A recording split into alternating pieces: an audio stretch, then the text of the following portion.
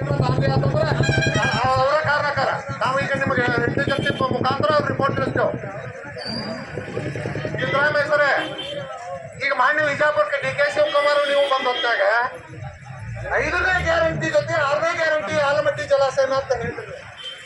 ನಿಮ್ಮ ಮಾತಿನಾಗ ಬದ್ಧತೆ ಇಟ್ಕೋಬೇಕು ಸಿದ್ದರಾಮಯ್ಯ ನೀವು. ಯಾಕಂದ್ರೆ ನೀವು ಮಾತು ತಪ್ಪಾಗಿಲ್ಲ, ಒಮ್ಮೆ ಅದನ್ನ ರಿಪೀಟ್ ಹಾಕಿ ನೋಡ್ರಿ.